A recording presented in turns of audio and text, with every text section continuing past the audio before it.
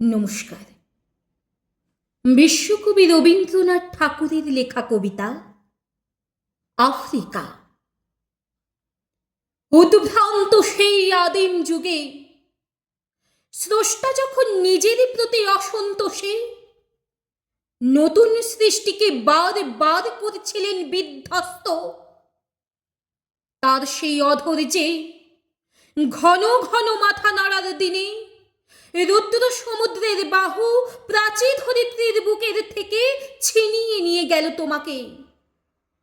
Africa বাঁধলে তোমাকে বনস্পতির নিবিড় পাহারায়, কৃপণ আলোর অন্তঃপুরে, সেখানে নিভৃত অবকাশে তুমি সংগ্রহ করেছিলে দুর্গমী রহস্য, চিনছিলে জল স্থল আকাশের দুর্বোধ সংকেত।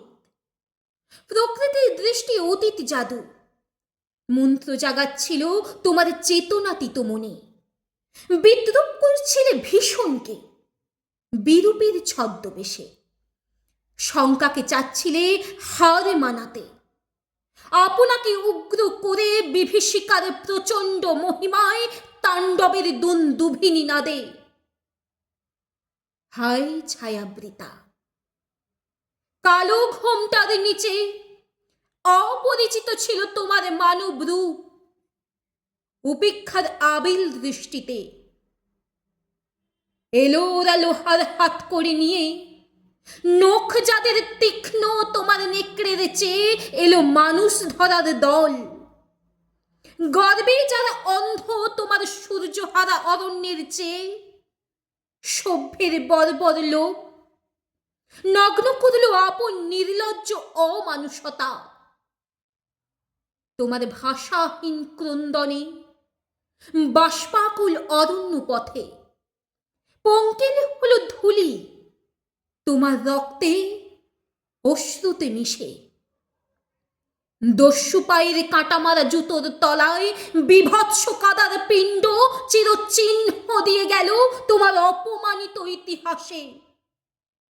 সমুদ্র পারে সেই মুহূর্তে তাদের পাড়ায় পাড়ায় মন্দিরে বাজছিল পূজারে ঘণ্টা, সকালে সন্ধ্যায় দয়াময় দেবতার নামে।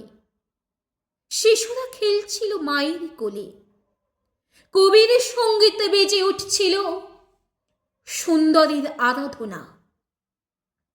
আজ যখন পশ্চিম দিগন্তে প্রদোষকাল, ঝঞ্ঝা বাতাসের ঊর্ধ্বশ্বাস, যখন গুপ্ত গহ্বর থেকে পশুরা বেরিয়ে এলো, অশুভ ধ্বনিতে ঘোষণা করলো দিনের অন্তিম কাল। এসো যুগান্তের কবি, আসন্ন সন্ধ্যার শেষ রশ্মিপাতে দাঁড়াও ওই মানহারা মানবীর দ্বারে।